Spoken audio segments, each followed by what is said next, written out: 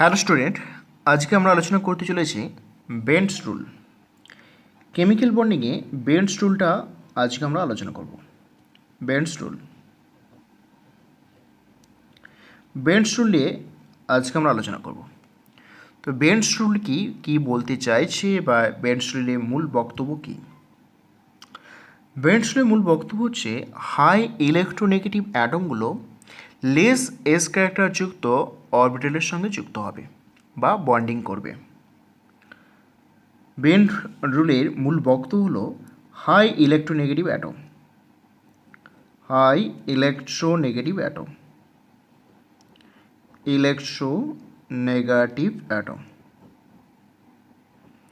High electronegative অ্যাটমগুলি less s character যুক্ত অরবিটালের সঙ্গে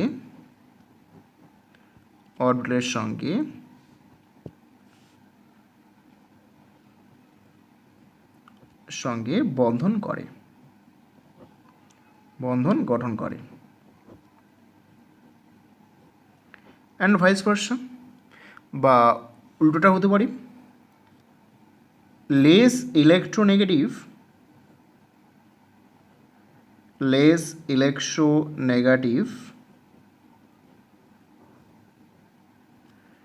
অ্যাটমগুলি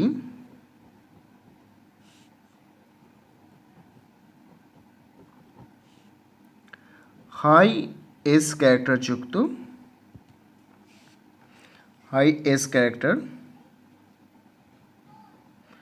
ক্যারেক্টার হচ্ছে চরিত্র, হাই এস ক্যারেক্টার অরবিটালের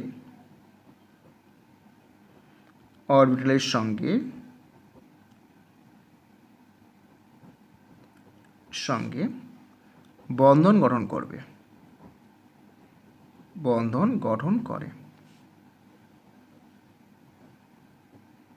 ওকে, তাহলে বেন্টস রুলের এটাই আমাদের মূল বক্তব্য।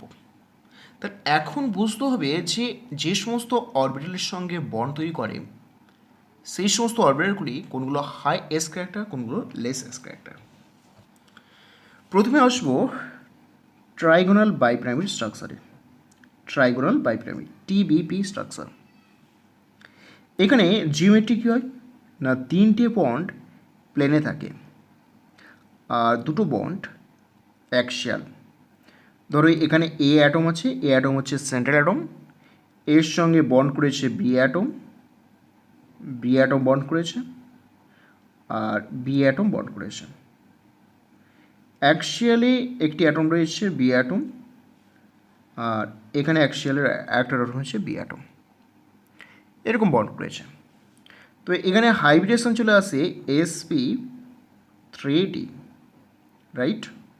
তাহলে এইটাকে একটু ভেঙে লিখলে দেখা যায় যে এস অরবিটাল রয়েছে px py অ্যান্ড pz, আর ডি রয়েছে dz², এইরকম অরবিটাল রয়েছে।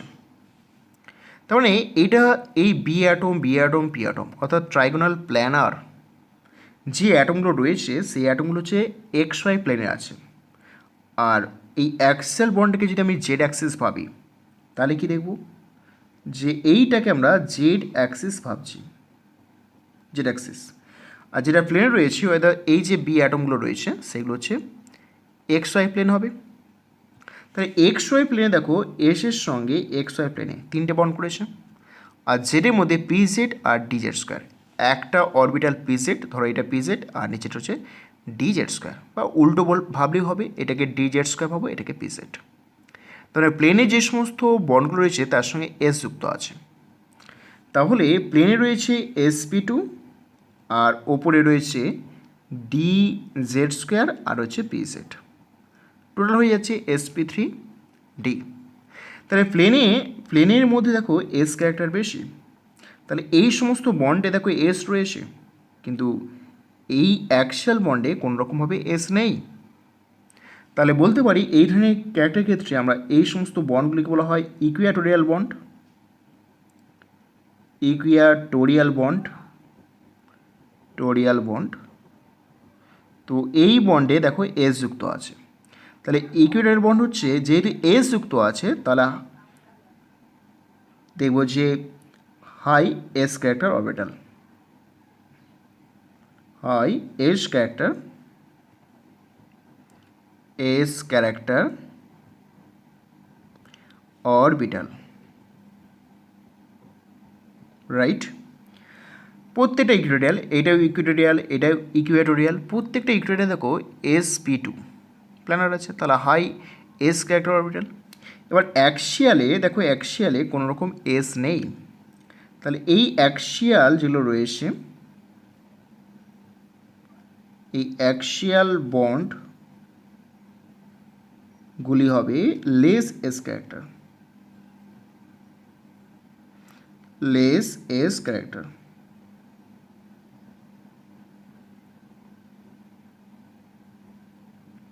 কেমন, এগুলো হবে লেস এস ক্যারেক্টার। তাহলে আমাদের এখানে দুই ধরনের বন্ড পাওয়া যাচ্ছে এই গঠনে। ইকুইটোরিয়াল বন্ডে দেখব হাই এস ক্যারেক্টার যুক্ত আছে, আর অ্যাক্সিয়াল বন্ডগুলি লেস এস ক্যারেক্টার যুক্ত আছে। তাহলে এই সমস্ত ক্ষেত্রে আমরা দেখব যে যদি এইরকম গঠন থাকে আমাদের, যে দুটো ফ্লোরিন যুক্ত আছে, দুটো ফ্লোরিন PF2Cl3, তাহলে এদের গঠন কি আসবে? PF2Cl3। দেখো PF2Cl3, তাহলে এখানে আমরা দেখব যে ফসফরাসের সঙ্গে দুটি ফ্লোরিন অ্যাটম বন্ড করবে আর তিনটে ক্লোরিন অ্যাটম বন্ড করবে, তিনটে ক্লোরিন অ্যাটম। তো ফসফরাসে ভ্যালেন্স ইলেকট্রন 5, প্রত্যেকটা 1 ইলেকট্রন শেয়ার করবে, 1 electron 1 electron 1 electron 1 electron, total valence electron হয়ে যাবে =10। তাহলে ভ্যালেন্স ইলেকট্রন পেয়ার হয়ে যাবে 5, এবং প্রত্যেকটা সিগমা বন্ড যেহেতু 5, তাহলে sp3d স্ট্রাকচার আসবে। তাহলে sp3d যদি স্ট্রাকচার আসে, আমরা লিখব যে ট্রাইগোনাল বাইপিরামিড। তাহলে ফসফরাস কেন্দ্রে থাকবে, রাইট। তাহলে এখানে ফ্লোরিন, তো আমরা অ্যাক্সিয়ালগুলো দেখেছিলাম যে এখানে লেস এস ক্যারেক্টারে হাই ইলেকট্রোনেগেটিভ থাকবে। তাহলে ফ্লোরিন অ্যাটমগুলো দেখবো আমরা অ্যাক্সিয়াল রাখতে হবে, কারণ ফ্লোরিন এখানে মোর ইলেকট্রোনেগেটিভ, অর্থাৎ ইলেকট্রোনেগেটিভিটি বেশি হবে ফ্লোরিন গ্রেটার দেন Cl। আর অ্যাক্সিয়ালগুলো হচ্ছে লেস এস ক্যারেক্টারে হাই ইলেকট্রোনেগেটিভ থাকবে। তাহলে Cl বন্ড Cl, তাহলে এই গঠনটাই হচ্ছে এখানে অ্যাপ্রোপ্রিয়েট এবং স্টেবল। যদি এরকম গঠন করা হতো তাহলে কিন্তু ধরো এরকম গঠন, ফ্লোরিনকে আমরা ইকুইটোরিয়ালে বসিয়ে দিলাম, fluorine bond fluorine, Cl bond Cl, তাহলে এই স্ট্রাকচারটা কিন্তু হবে না, কারণ এই বন্ডগুলো হচ্ছে হাই এস ক্যারেক্টার রয়েছে, রাইট। আবার ফ্লোরিন হাই ইলেকট্রোনেগেটিভ, তাহলে বেন্টস রুল কিন্তু ভায়োলেট করে যাচ্ছে। তাহলে দেখবো যে এইরকম স্ট্রাকচার এখানে ভুল, রাইট স্ট্রাকচার হচ্ছে এটাই। তাহলে এইটাই হচ্ছে স্টেবল স্ট্রাকচার।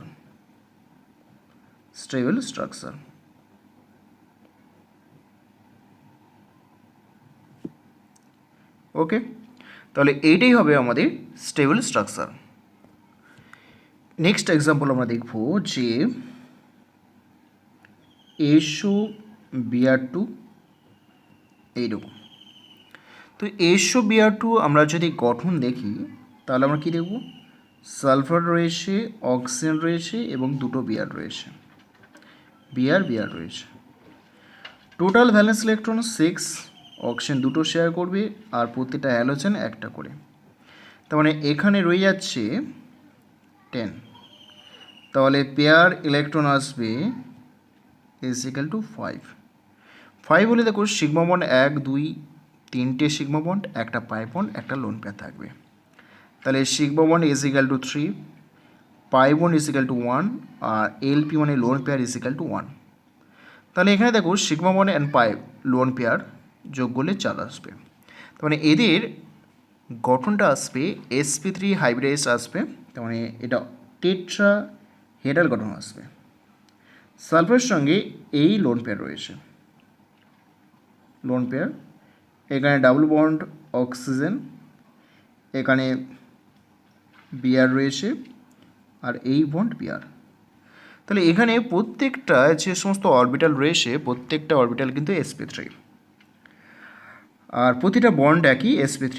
তো sp3 যদি হয় তাহলে দেখবো যে প্রতিটা ক্ষেত্রে s ক্যারেক্টার সমান, অর্থাৎ প্রতিটা অরবিটাল। এইটা হচ্ছে sp3 হাইব্রিড অরবিটাল, এখানে যে বন্ড রয়েছে sp3 orbital, sp3 orbital, sp3 orbital. তাহলে এবার দেখো ইলেকট্রন নেগেটিভিটি মানটা হচ্ছে অক্সিজেন বেশি বিআর তুলনায়। তার মানে অক্সিজেন বেশি বিআর তুলনায়, আর বিআর হচ্ছে লেস ইলেকট্রোনেগেটিভ। তাহলে বিআর যেহেতু লেস ইলেকট্রোনেগেটিভ, তাহলে দেখব বিআর যে অরবিটাল ইউজ করবে সেটা হচ্ছে হাই এস ক্যারেক্টারযুক্ত অরবিটাল। তাহলে এখানে বিআর যেটা বন্ড করেছে, বিআর যে বন্ড করেছে এই বন্ডিং অরবিটাল হচ্ছে high s character, high s character, high s character orbital, orbital, right.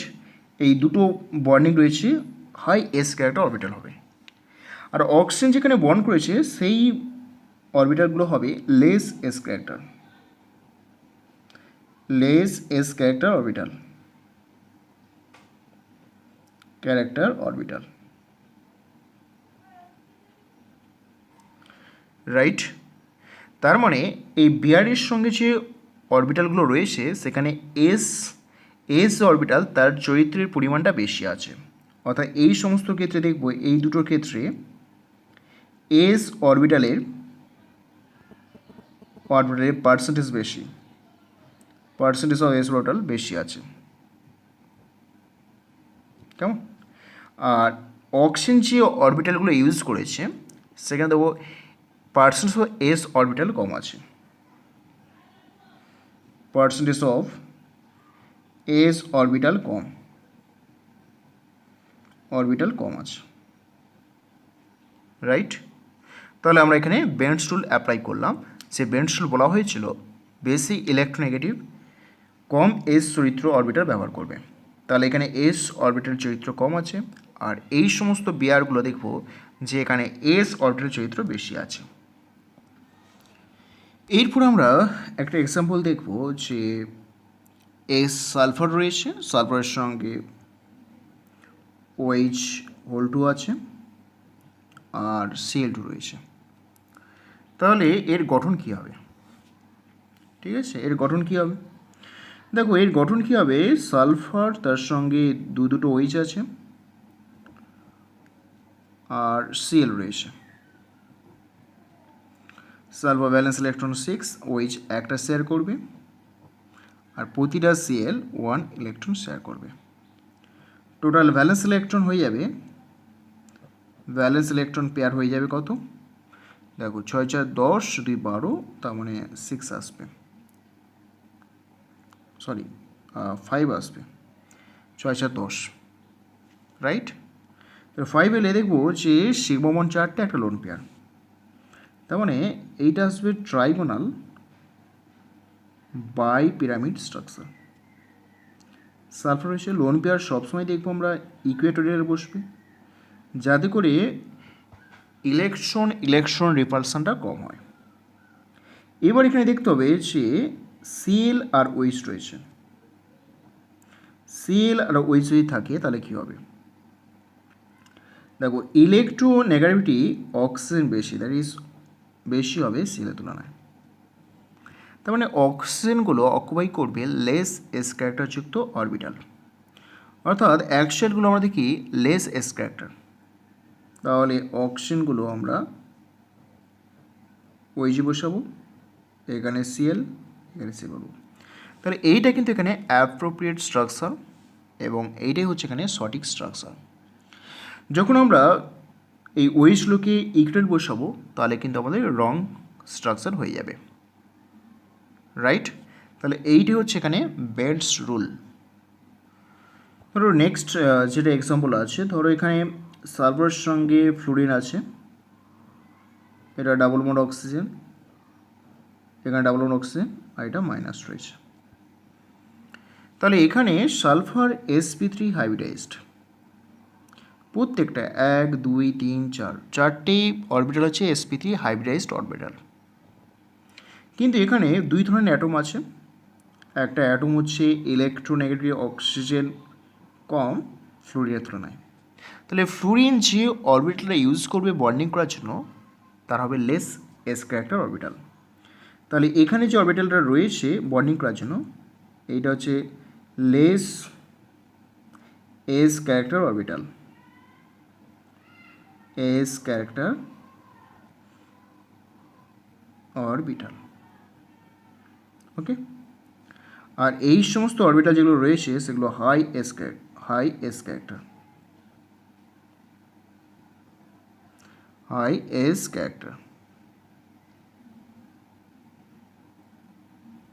High s character orbital.